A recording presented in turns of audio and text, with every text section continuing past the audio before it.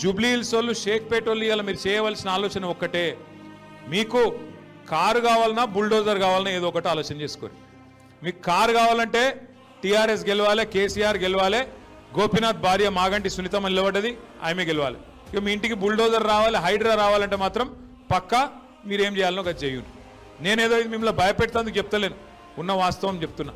ఉన్న వాస్తవం ఏంది ఈరోజు అంటే, ఇవాళ మీరు చూస్తే రేవంత్ రెడ్డి ప్రభుత్వం కాంగ్రెస్ ప్రభుత్వం వచ్చినాక కోర్టులంటే గౌరవం లేదు, పేదవాళ్ళంటే గౌరవం లేదు, మీ దగ్గర కాయిదాలు ఉన్నాయా కాయిదాలు లేవా పట్టి లేదు, ఇష్టం వచ్చినట్టు గుడ్డెద్దు చేన్ల పడ్డట్టు పోయి ఎక్కడ పడితే అక్కడ హైదరాబాద్లో నిన్నగాక మొన్న కూడా గొలగొట్టిరుపోయి గరీబోళ్ళు ఇళ్లలా వండుకునే అన్నంను తన్నుడు, వాళ్ళు పిలగాళ్ళు పెట్టుకునే పుస్తకాలు వారేసుడు, వాళ్ళ వాటర్ బాటిల్ వారేసుడు, ఎక్కడికక్కడ గుడిసెలు గులగొట్టుడు, రేకుల షెడ్లు గులగొట్టుడు, ఆగమాగం చేసి రోడ్డు మీద ఉండే బండ్లను కూడా ఆఖరికి ఇష్టం వచ్చినట్టు ఎత్తవతల వాడిస్తున్నారు, ఎక్కడికక్కడ కూలగొడతా ఉన్నారు.